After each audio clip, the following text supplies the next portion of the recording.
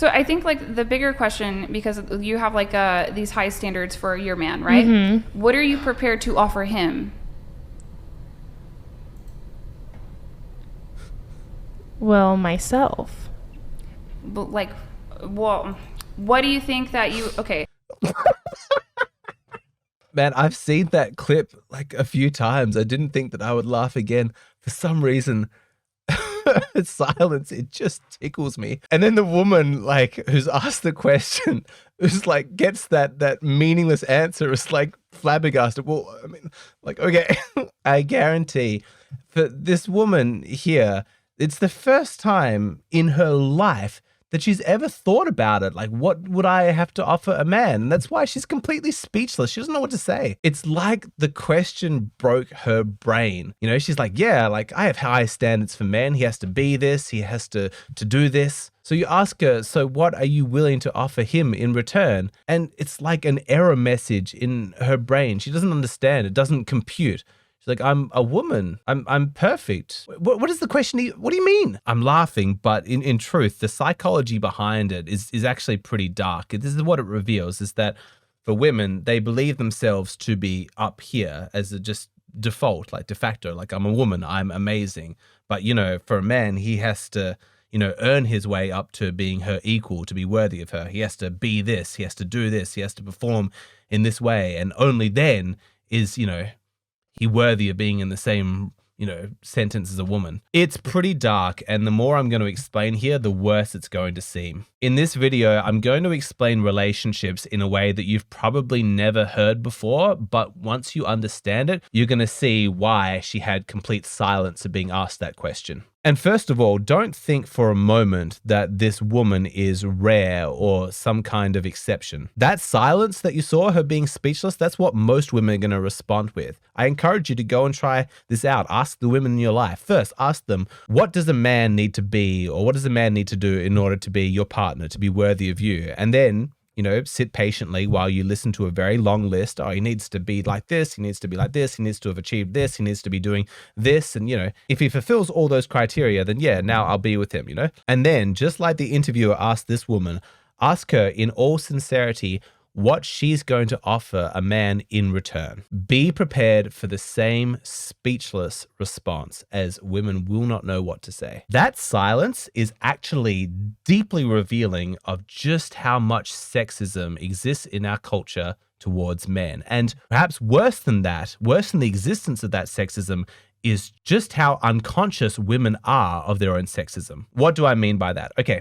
Let's start with the basics. Let me tell you something that maybe nobody's ever told you before, which is that romantic love is transactional. Anybody who is expecting their partner to love them unconditionally, to just love them no matter what, feels that way because they were not properly loved by their own parents. They have a frozen emotional need, and so they turn their partner into a surrogate parent and then try and fix their childhood issues by shaming their partner for not loving them unconditionally. And yes, it is exactly as messed up as it sounds, turning your romantic partner into a surrogate parent. It's incredibly toxic, it's codependent, and in time, it will inevitably become abusive. Because at a core level, it's trying to judge a fish by its ability to climb a tree. The love of a romantic relationship was never meant to be the same kind of love that you see in a parent-child relationship. A good mother does love her child unconditionally, at least for the early years. And it's been well established that children do need that. That meets a developmental need that they have. But as they get older, they mature, they grow up, they move on. Adults who are raised by healthy, well-adjusted parents don't crave unconditional love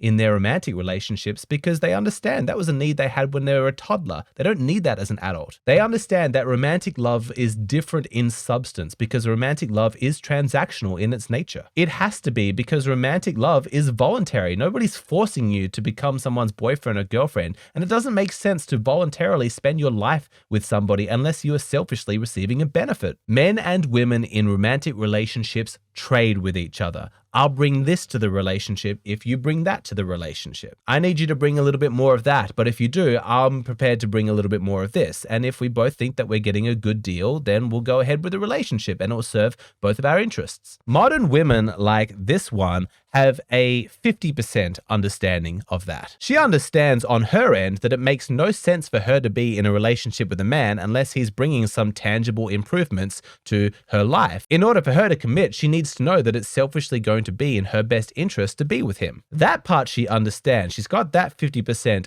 absolutely down. But the missing 50% is where she is meant to serve her husband and his needs. When you ask modern women, what are you going to do to improve the life of the man that you're with? What are you going to bring to the table? What are you going to offer him? That's where you get that error message where it's like, it doesn't compute. This question makes no sense. I'm the woman. I'm meant to receive. I'm not meant to give. And that's why I say that modern women in this culture have a deep, toxic, unconscious sexism against men. We saw examples of that in my course. So where did this sexism come from? And why does nobody seem to notice how sexist the average woman is? Why does no one talk about it? A lot of it goes back to the lack of understanding about the transactional nature of relationships and a misdiagnosis of the dynamics behind traditional marriages. A lot of what we're seeing now is this backlash against this false narrative.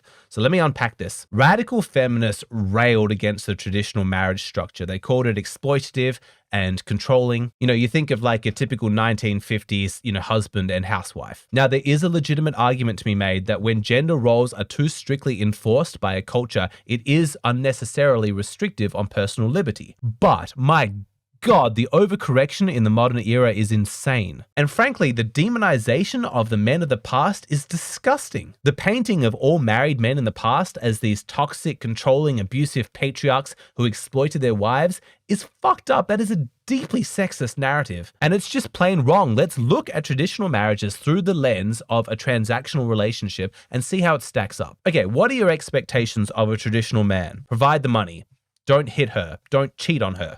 It's pretty basic. It's pretty low expectations. But, back in the day, as long as a man fulfilled those criteria, he was considered a good man. And it benefited her. Of course it did. That's why women back in the day wanted to get married, because the marriage would provide safety, security, dignity, respect from her friends and neighbors. And what did she provide in return? Gratitude, housekeeping, all the cooking and cleaning, raising children, sex. These elements formed the basic transaction that so many couples made. Their pair bonding was concretized using these elements as the cement. Hey, husband, you go out into the world, you take your masculine energy, and then you trade your labor for some money, and then you bring that money back and spend it on the household. Hey, wife, okay, I'll do that, but I'm out here working hard, so while I'm working, can you make sure that everything in the house is clean, that the children are being raised properly, and that there's a hot meal on the table when I get back from work? That's it. It's not that controversial. That was the trade being made. It's not the radical exploitation that feminists were making it out to be. Both parties were benefiting from this transaction. You could say that the woman's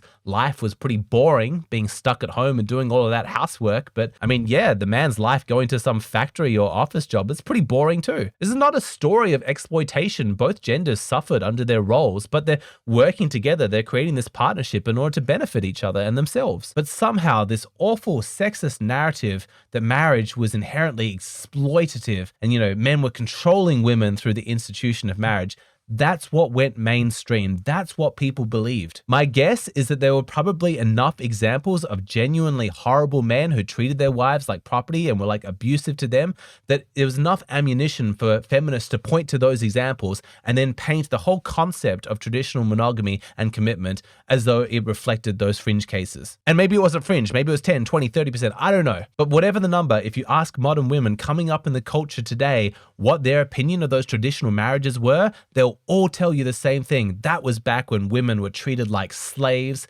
and they were abused by men and they were exploited. That's their perception of what that marriage was. No concept of the actual transaction that was being made. If you ask them about the suffering that the men might have encountered in fulfilling their role of the bargain, how hard it was to go out to work, to have all those financial responsibilities on his shoulders, any of the suffering that came with his roles, it's completely dismissed, negligible, unimportant. We don't care about men's suffering. But the woman's suffering, she had to do all that housework. She was bored, sitting alone. Her children sometimes acted terribly and she had to deal with that. Oh my God.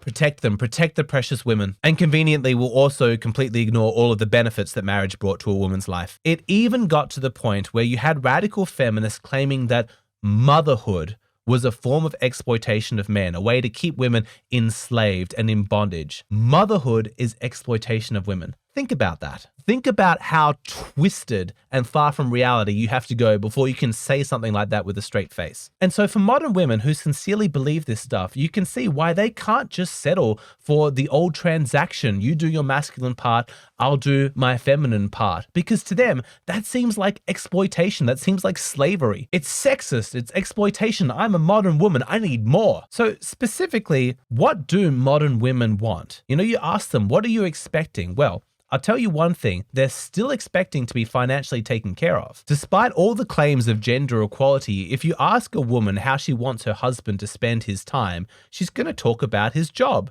about how much money he's going to be bringing home. I've never met a woman who asked, what's your ideal man in the future? Her saying, oh, I don't want him to work. I want him to stay home and be a house husband and raise the children while I go and make the money. Women still want men to provide the money. Watch this clip. What would your husband's income be? Like 200,000 plus 250. Probably like 100K and up. If the average is like 50, maybe like 70 plus. Okay. I guess maybe like 80K. Okay. His income should be something close to about 160,000. I would like to say maybe 100,000 at least. Yeah. This is so high, but I guess you'd have to be like a millionaire. A million.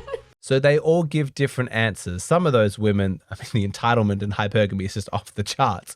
But what they all have in common that they don't even question is, yeah, my husband has to work. He has to be making money. So that hasn't changed. That traditional expectation is absolutely still there. But if a man thinks that that's all that's expected of him is those traditional masculine roles, he's just got to bring home a paycheck and, don't hit her, don't cheat on her, and that's going to be enough, he's delusional. Modern women need equality, which specifically means he needs to do equal work in all the areas that were traditionally a woman's role. Equality means the man needs to do half of the cleaning, half of the shopping, half of the cooking, half of the parenting. That's what equality looks like. But I actually wouldn't argue that that's the biggest additional expectation on top of men from the traditional days. No, the biggest new expectation from women of their boyfriends and husbands is that that man is going to be there to meet all of her emotional needs. That's new. It didn't used to be that way, but if you are her husband, then you're expected to listen to every thought, every feeling, every opinion, every emotion she's experiencing. And you have to respond perfectly. And if what she's going through is quite distressing to her, it's your job as the man to fix it. I hate to sell out my own gender here, but us men, we're not particularly good at doing that. Deep conversations that are, highly emotional and require a lot of introspection,